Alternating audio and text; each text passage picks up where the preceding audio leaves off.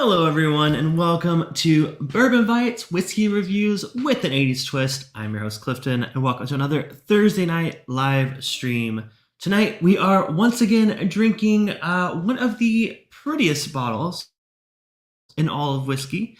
We are drinking the new releases from Penelope Bourbon. Now, I say that because we literally just did a bunch of Penelope probably 2 months ago now, maybe a little bit longer. But they actually sent me a bunch of new samples of all of their latest batches. So the last time I did Penelope, they had sent me like one sample, but I went to my store to buy a couple that I could see on the shelves, just so I had enough to do the stream. This time, I think they probably were like, "Oh, you're trying our older stuff. Here, let us send you our newer releases." So tonight we are trying the newest batches from Penelope as of this month. I guess technically July because it just turned August, but yeah, so I'm really excited to get into these, give these a try.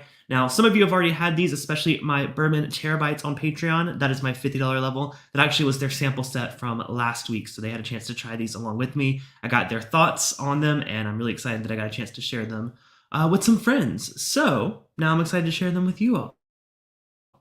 So first of all, thank y'all all so much for watching. Make sure to hit the thumbs up if you are excited for our live stream tonight. I know Penelope is a brand that I feel like people hear about, but they don't really know all of their releases. I heard that there's like a few rare ones floating around, including like a 9-year that someone mentioned. I don't have that in my area, but we do have their latest releases of their Rosé Cask, which is probably the first Penelope I ever tried. We have their newest Architect build number 10, the Barrel Strength Batch 18, and the Toasted Bourbon Batch 24301. So we're going to be trying through all 4 of these. I have 3 samples in one full-size bottle. I was just sent this probably like less than a month ago, and I drank quite a bit of it, so very excited to share my thoughts on all these releases.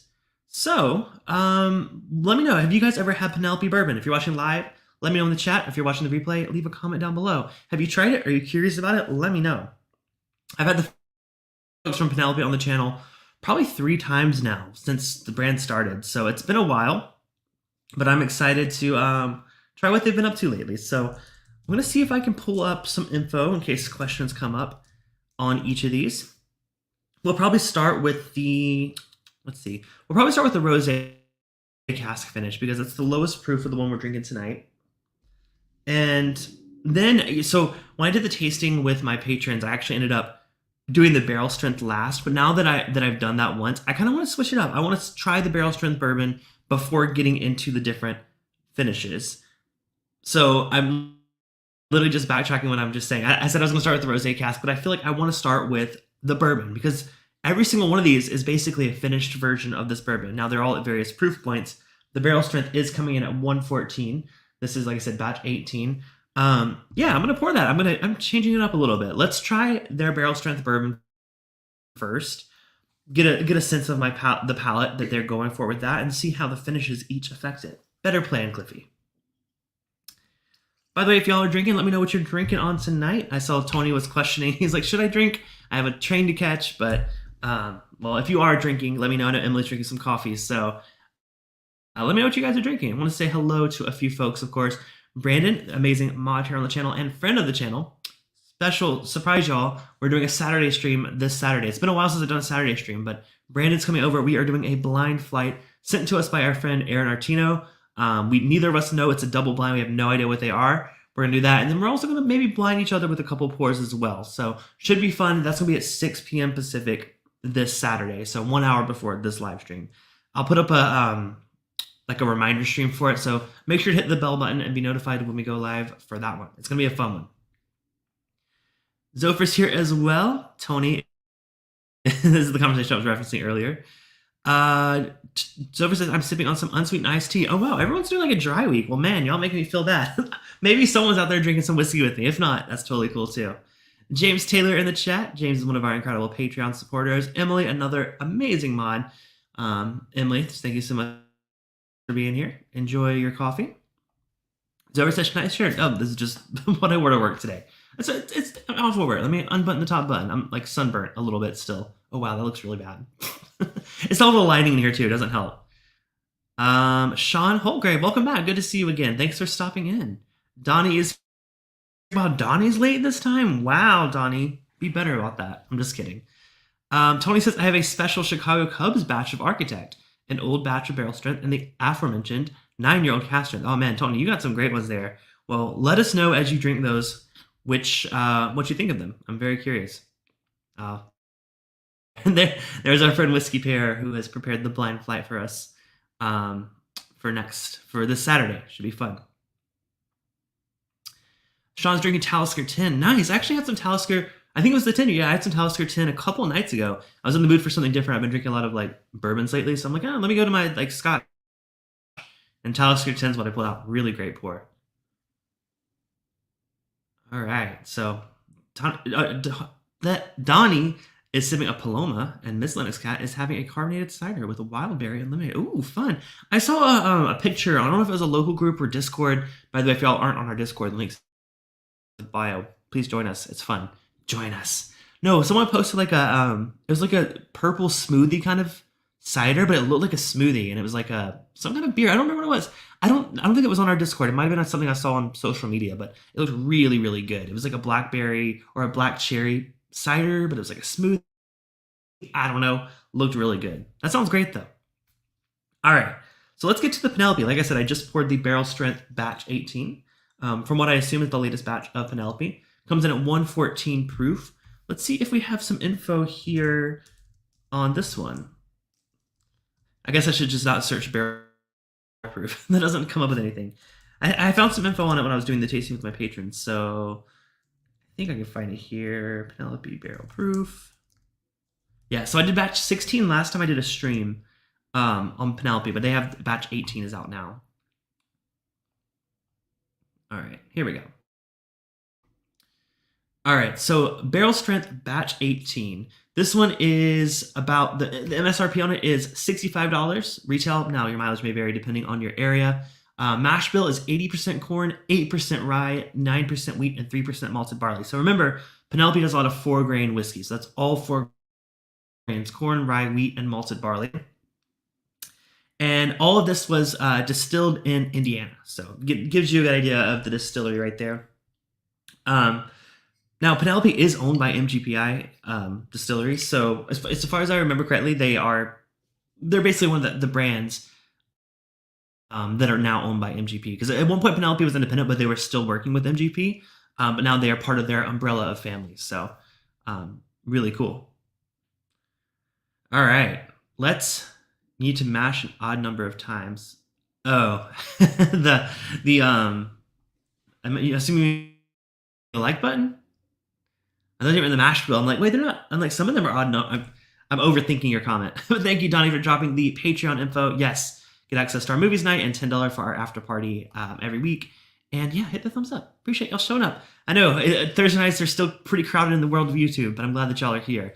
I know that Big Vic is actually doing a stream tonight as well. I'm not sure what time he went on, but I did meet up with the folks from RD1 Distillery. I had them on the channel not that long ago. Barry Brenniger. I actually met up with him for dinner last night. It was a lot of fun. He mentioned that he's going to be on Big Vic's stream tonight, so I'm going to have to go check that out after the stream. But thank you all for staying here for this one or watching the replay. It doesn't matter if you watch it. Support all the amazing creators here on WhiskeyTube. All right, so like I said, proof of this one's 114, so it's going to be the hottest one we're drinking tonight. Yeah, the hottest one tonight, but let's go and give that one a nose. Now, age-wise, I don't think they have an age statement on these. I think it's probably the same thing as like at least 4 years old. See if they maybe put on the bottle. It's non-chill filtered. Just yeah. What am I doing? I'm looking at the rosé cask. I'm like, why does this say like from France? I was very confused. I was like, why is this Penelope from France? No. So we don't know. It doesn't have an age statement as far as I'm aware. Again, I just have a sample bottle, so I can't read the bottle beyond this. But I think it's probably at least 4 years old. All right, let's go and give that a nose. Oh man, yeah, it's very sweet. I think that's one thing I've always noticed about Penelope is like all of their base bourbon they're using. I feel like they're picking certain barrels that are very sweet. I mean, like it's an 80% corn mash bill, which is relatively high, I would say. It's got more wheat in it than rye, which I think kind of adds to like the softness of it. But there is some. I mean, it's pretty clearly a bourbon. Like it doesn't come across as any like weird. I don't want to say like weird, but it doesn't spike out in any direction as like something I'm not used to, especially when it comes to Indiana bourbon. It does have a little more sweetness than I'm used to, like I said. Definitely in the vanilla. There's some oak there, but it's like very, very faint on the back end. Now I can't necessarily just differentiate if it's like a younger kind of oak note or even maybe like a cedar. But there's some way it's more. It does read more cedar than oak, but I think that's because it's combined with the sweetness that I'm getting there. Yeah, it has a little bit of like a kick too. It's like I was gonna say like black pepper maybe. That's something that I don't normally get. I get it. It's a note that I hear a lot, but it's not one that I normally get on whiskey. So I'm interested that I'm kind of getting that a little bit. It's a little bit of. I mean, I could see it also being like a little cinnamon too, but to me, it's more of like the pepper that kind of like if you smell too much, it makes you sneeze. So it kind of reminds me of black pepper on the nose, but it's nice. I'm enjoying. I'm really looking forward to try it. So cheers, y'all. Thank y'all for tuning in.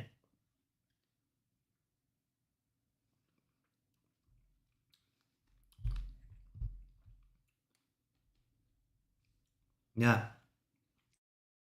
I mean, that's one thing that like when you get into finishing whiskey and like when that being your specialty, you got to start with a good base whiskey, and I think that's what they do well here. This whiskey, the barrel strength bourbon, on its own, I think it's a good example of maybe a little bit younger of Indiana bourbon.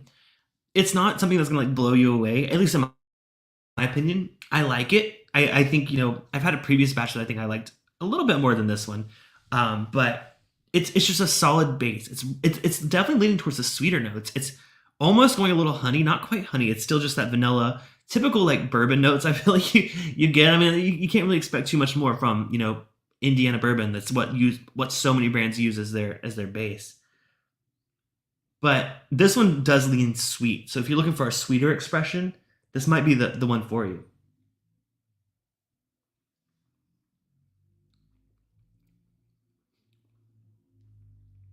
Yeah, not overly complex, not overly rich. Mouth feels pretty light, which is going to be fun to try how the different finishes affect that because I know finishes can affect mouthfeel a lot.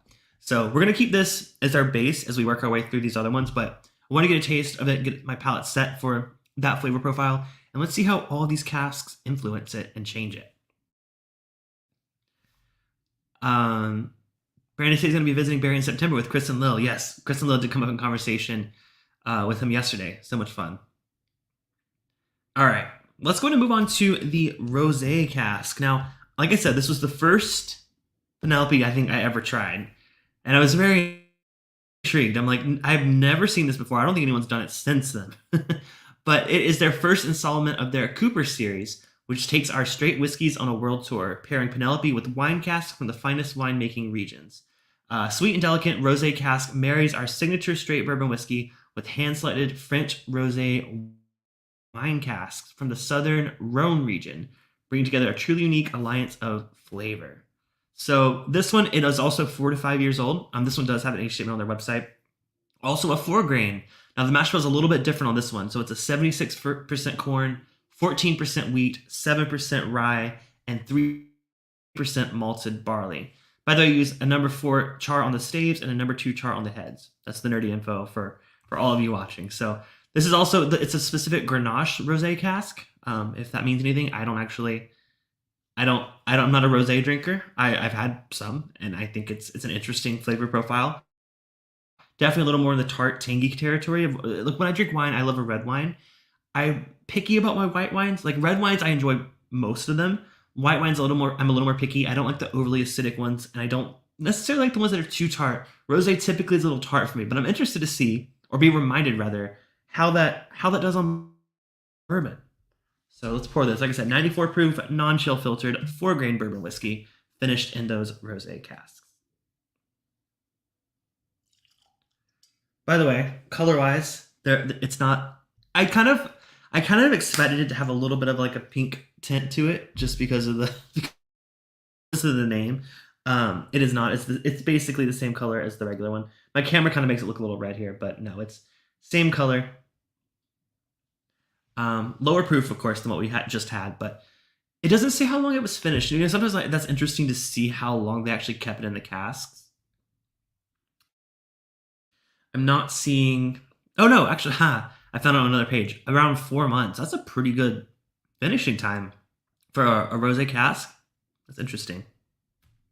Let's give it a nose. Still very sweet, but man, that tastes like a floral turn. Yeah, where this was more of like a light honey. This on the nose, it's not like, I've certain people like give out certain colors like white flower, pink flower, whatever. I don't, not that specific, but it's more of a springtime note. That's probably that's probably as deep as I can get on the flower note. It's more of a spring, like a very like fresh, juicy flower. There's some juiciness to it there. Doesn't smell as tangy or tart that I kind of expected it to be with the rosé cask. Definitely more of just like a fruit, overall fruit experience. Lighter fruit though. It's still red fruit, but not like dark raisins or anything like we get on a sherry. I mean, I'm thinking maybe strawberries, cherries, but like not like, more like cherry flavor than natural cherries. It's not dark. It's a very lighter candy kind of candied cherries. Let's go with that. Like the maraschino cherries that aren't the Luxardo ones, the cheaper ones that you get in like a cocktail at like a dive bar. Those bright red ones. That's kind of what I'm getting on the nose. Not in a bad way though. It smells good. It kind of complements the sweet vanilla caramel kind of typical bourbon note.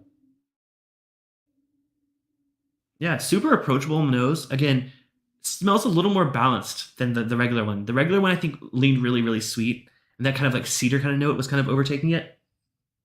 This I'm getting a little bit of the oak, but not nearly as much of an influence. Honestly, this is like really, really nice nose. I'm curious to see how it tastes though. Let's give it a try. Cheers. Mmm. I like that. It's been like I said, I've been sipping on this bottle for a while, but this is the first one I've had since the very first time I tried Penelope. By the way, price wise, this is about $50, around $50, depending on your store, which is a fair price. I think it's cheaper than the barrel strength, but I mean, it's of course lower proof, but that's a better palate than I remember this having. Let me get another sip before I give some thoughts.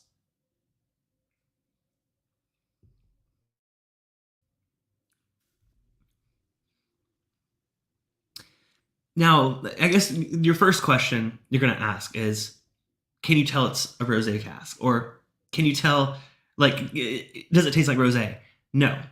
I would have no idea that this is a rosé cask. I would have no idea it's a wine cask. It's a different kind of finish than like a typical like sherry where it's those darker fig, those like raisin kind of notes. It's none of that.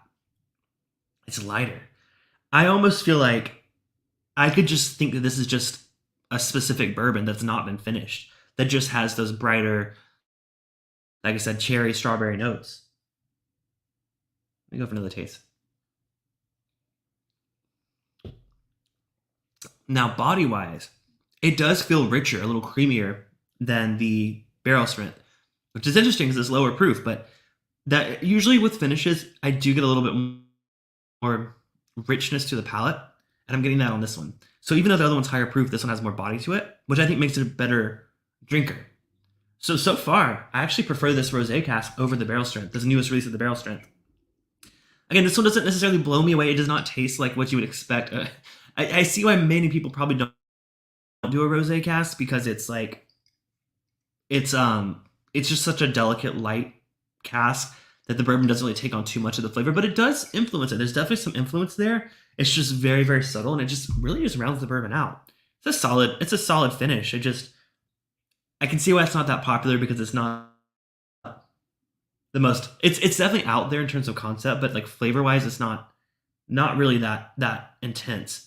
There's again a little bit of tartness. Like I didn't get it at first, but now that I've had it sit in the glass a little bit of that like crispy, like not like sour, but it's smelling a little more winey the more it sits in the glass. But it's like, again, it's a white wine, which aren't the most, for me at least, aren't the most fragrant of wines.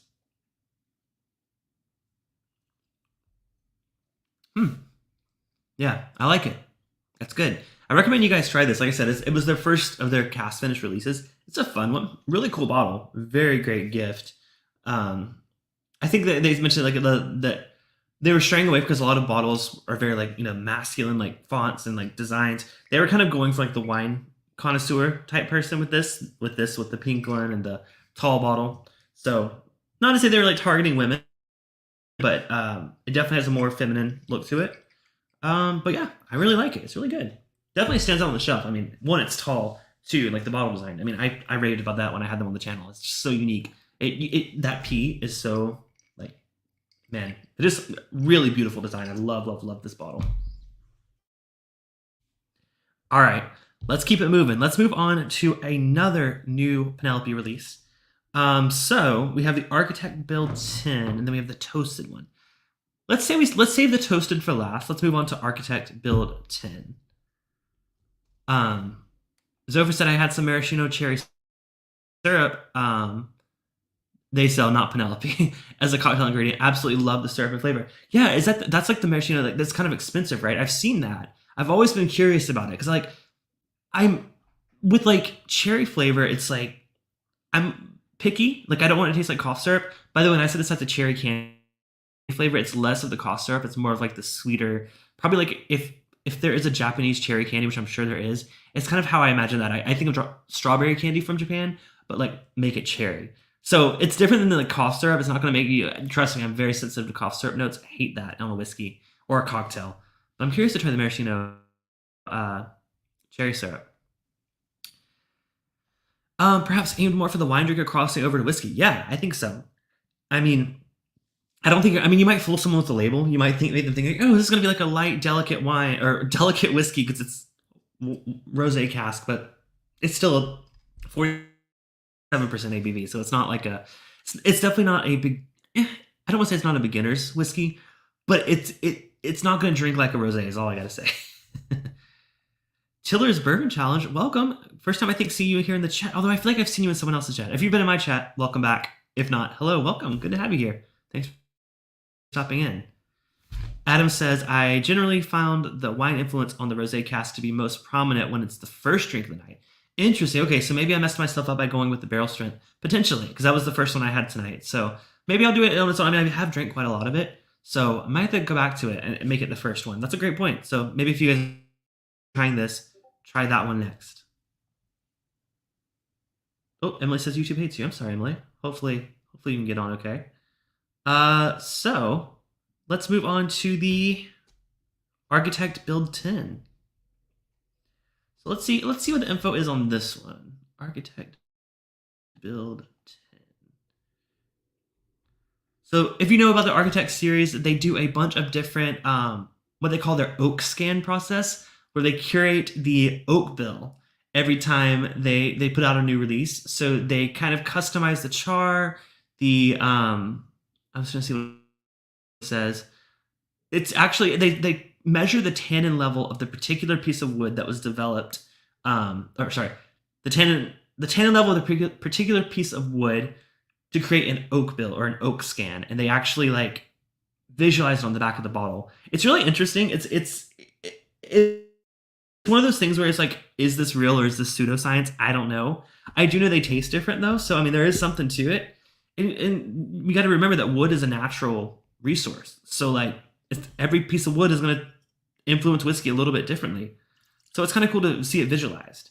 But as with other Architect series, this is finished in French oak staves. So it's a French oak finish. We see that done relatively often on whiskey. But it usually brings it out a spice character that I feel like is unique to French oak. So let's go and give this a nose. This is, again, Architect Build 10. Pricing on this one is same price as the barrel strength. It's $65. ABV, 52% ABV. Now, age statement of this one's a little bit older. It's 5 years old with 6 weeks of finishing with that French oak. Mash bill, 75% corn, 15 wheat, 7 rye, and 3 malted barley. I think it's the same as the rosé cask. Let's give it a nose, though. Man, very different. Every single one of these is so different. Yeah, whereas the rosé cask was lighter and a little more floral. This one is the most oak forward of them all. and it's not necessarily, it doesn't necessarily smell older. I don't want to say like it smells like an older whiskey, because I think sometimes when you do some finishing with oak, some people maybe expect it's going to taste older, or like a more well aged bourbon. I don't necessarily think so. To me, it's just, I don't want to say new. I don't want to say new oak either, because sometimes new oak is a green note and a little bit sour, and I don't like that. This though, it doesn't. That's so, I don't know how to describe this. The oak is the same level of oak I got on the barrel strength, but it's like they turned that note, like the knob of that note up just a little more. So it's the most dominant note in here versus like kind of sitting in the background like it was on the barrel strength. This one, it's not, doesn't necessarily just smell older. It still smells sweet. Has a little bit more cinnamon. I said black pepper on the barrel strength. This one's a little more cinnamon, a little maybe allspice, or not quite, and it's not quite like licorice or anything, but there's definitely some more baking spices that I think French oak typically enhances. Similar in a way that I mean, I've been drinking a lot of Amberana lately, like Amberana cask finishes, but this one it's like it kind of leans a little bit in that territories, but way nowhere near as crazy as Amberana. Yeah, almost a little savory. That's really interesting nose. I'm gonna have to give it a taste. Cheers.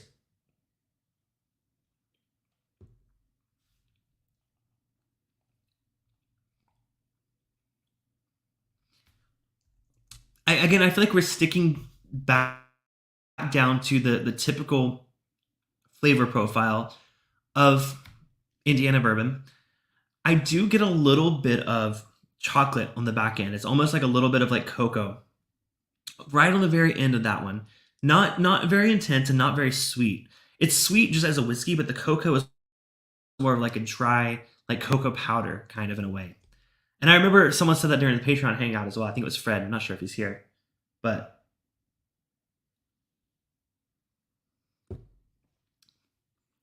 yeah, it's definitely darker. Mouthfeel wise, it's a little less viscous than the rosé. Rosé actually had more of a mouthfeel to it. Someone asked, does it have the sample map on the back? Unfortunately, it does not. I don't have that. I actually tried to Google it really quick. I cannot find it for that particular release. So unfortunately, yeah, I do not have that flavor map. If you see this in the store, though, you'll probably see it. They do like they like map out the oak. What do I call it? The okogram. I don't remember what it was called. Whatever it was, they map it out on the back of the bottle. Brandon says you've tasted two different mash bills. Yeah. So according to, again, let me just, I don't want to be wrong. Barrel strength. Let me just double check. You know, I could have been referencing bad info. The barrel strength right now on the website is showing the exact same mash bill as everything else we've tried. I did say that it had more corn in it, but kind of looks like, based on their official website, that these are all the same mash bills. So I was wrong.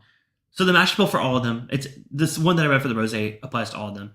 The barrel strength is also 75% corn, 15 wheat, 7 rye, and 3% malted barley. So not as much corn, a lot more wheat than we originally said.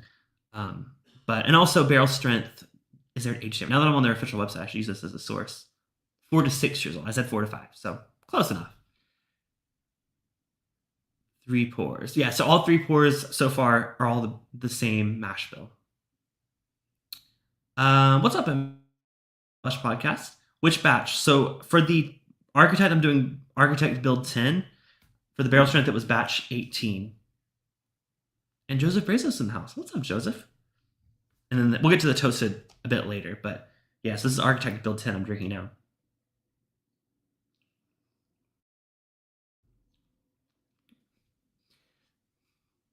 I feel like it.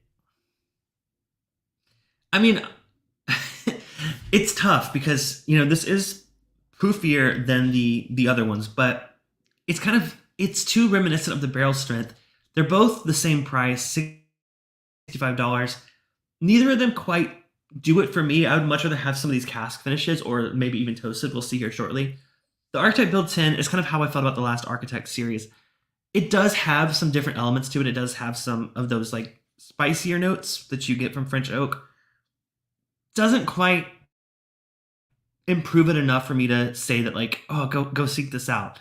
I feel that way about the barrel strength and the architect. They're fun experiments. If you like their standard stuff, you like the other stuff, give it a try. But I think the architect build 10, it's fine. I think 65 is a bit high, honestly, for it. It's a cool process. It's a cool science. Again, pseudoscience or science, I don't know. Yeah, not my favorite, but still happy to give it a try. Joseph said all of these Penelopes were on every shelf in Idaho. Oh, interesting.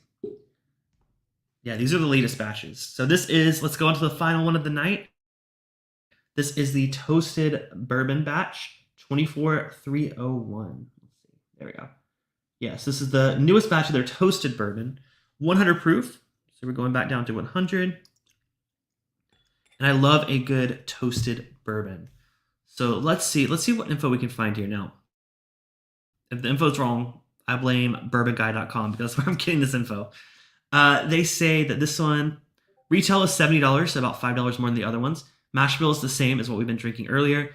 Char level is number 5. Toast level is heavy, and this is a 4-year-old bourbon. So that's the info we have on this one. Interesting. Okay. So a little bit younger, I would say. It's darker. I mean, there's some way more color on this, which you would expect from a heavy char or a heavy toast. Give it a nose. That's a nose I can get behind. I really, really like that. I think that one kind of reminds me more of a... I said earlier, like the oak on the architect didn't quite feel like it made the whiskey taste older. This does. I think toasting and doing a heavy char really can, I don't want to say speed up the process of aging whiskey because I feel like that's not possible, but I think it can make it taste quite a bit more complex just based on that finish. Embellish Podcast said they stuck the flavor map on Discord for batch 10. Oh, awesome. I literally tried to find it. I couldn't find it. Thank you so much for that, man. Let me pull that up so I can share it during the stream. Built in. Oh, you have the bottle. Very nice. Here. Do you mind if I share this photo? Well, I guess if you put it on Discord, it's public, so I don't care. I don't care if you approve it or not. I'm putting it on the screen. No, that's actually super helpful. Let me put this up. It's gonna probably lay over my face, but it's okay. That's really cool. I tried finding it beforehand. It's probably gonna be center of the screen, but let's see how it does. There we go. All right. So this is the what they call the oak scan of that one. So this one's really leaning into the fruit on the scan. Also structure toasted, not quite. I mean, we're drinking a toasted one now. Spicy. So it's a little spiky towards fruity. A little, does it say oak perceptual nose? I did get more oak. I mean, did I not say it kind of tastes like I swear, y'all run the replay. I'm pretty sure I said it tastes like they like turned the oak note up a bit. It's kind of funny. That's what's exactly representing on this screen. That's pretty cool. Thank you for sharing that. That's awesome. Oh, media sample. Oh, you get full size bottles of. I'm just kidding. They did send me a full size of the Penelope or the rosé. Awesome. Well, thank you for sharing that, man. And y'all check out Embellish Podcast. All right, back to the toasted though. I love the nose on the toasted. I mean, toasted bourbons, they always give me like a campfire marshmallow kind of note. This one's less sweet than like some of the other toasted bourbons I've had. But man, you can tell that heavy char has a huge influence on it. Let's go for a taste. Cheers.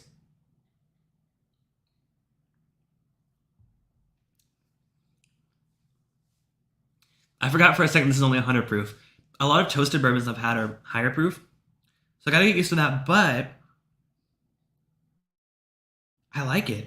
Oh man. You know how we said the other one was like cocoa? This is more of like a milk chocolate, almost like a hot chocolate. Like even creamy like it too. I mean, that has the best body of all of these. I mean, the Rosé Cask was good. This one though, this one's got much more viscous. Zophir's asking, does it have a marshmallow note? Didn't get it on first taste, but it gave me more of like a hot cocoa, which typically have marshmallows. So let's try it again.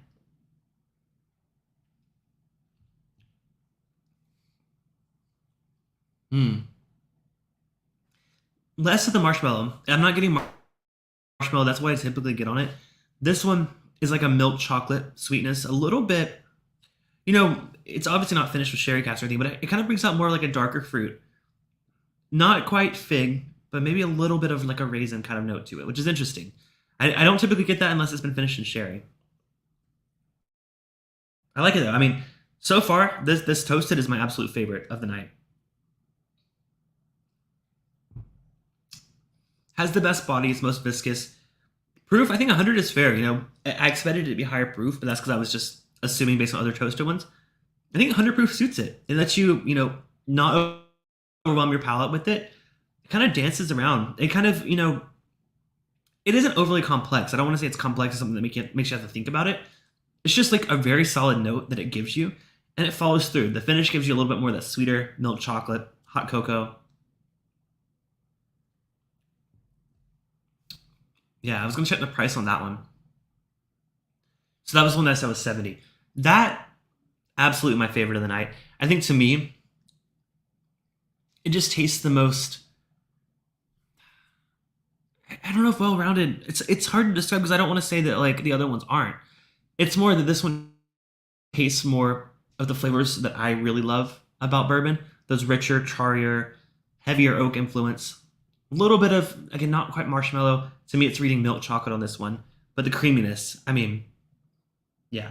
I've always said on the channel I'm a fan of toasted bourbons or toasted ryes. They know how to get me. It might be, some people might consider it a marketing gimmick. For me, it's just a flavor profile that I just absolutely adore. Now, would I say start with this one if you've never had Penelope before? Maybe not, because I feel like you're not getting the true... I mean, that sounds like so elitist. Oh, you're not getting the true experience, but a toasted bourbon is always a unique flavor profile that if you've not had their regular bourbon, I feel like you're kind of missing out. Maybe try one of their regular expressions and then get the toasted. I heard they have a toasted rye out now, too. I've not had a chance to try.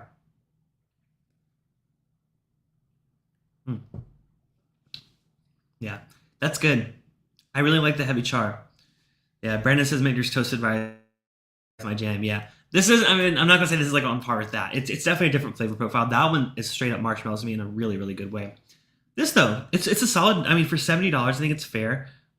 It's 4 years old. I kind of wish it was a little bit older too, but I don't think it necessarily needs it because that toasting and that char really elevate it, make it taste a little bit older.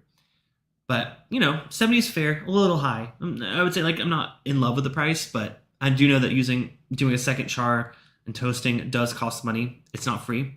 So I give them that. That's my favorite of the night. My second favorite is the Rosé Cask. It's fun. It rounds out the base bourbon, gives it a unique floral character, and a little bit of tanginess on the nose the more I drink it. Architect Build 10, I think it's nice that it amplifies the oak, but it doesn't necessarily do it in a way that makes me feel like it's older. I would maybe pass on that. The barrel strength is a good way to try their regular stuff at higher proof, 114. Pricing $65 is a bit high for a 4 to 6 year old barrel strength blend.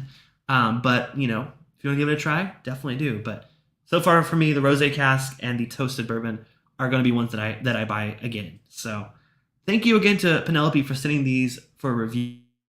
It was a lot of fun. I love trying any new releases, even if they're the ones that don't quite hit the mark for me. I still have a chance to try them and giving my honest opinion on them. And thank you all so much for watching. We're wrapping up a little early, but we're going to head over to the after party for those of you that are patrons, $10 and up. Should be a fun time. Chris says the Cliffy bus is coming. Cliffy bus may show up during the hangout. We'll see. Right now he's okay. He's been chill. Most of these are relatively lower proof, but Chris and Lil all the way from Australia tuning in at the moment. Awesome. Well, cheers, y'all. Thank y'all again so much for watching. I'll be here on Saturday. Reminder with Brandy. We will be doing a blind bourbon. It may not be bourbon. A blind whiskey flight. Double blind for us. And then we're going to blind each other with a few pours. Should be a lot of fun. Y'all know those are always fun. Every time Brandon's over, it's a lot of fun. So cheers, y'all. I will see some of you on the hangout. The rest of you, I will see you Saturday. If not, I'll see you next Thursday. So cheers. Have a good rest of your night. And until then, this has been Bourbon Bites, whiskey reviews with an 80s twist. By the way, get your suggestions in for our next 80s movie night coming up a weekend near you. I don't know, but I haven't picked a date yet, but some weekend in the next couple weeks. All right, cheers, y'all. Bye.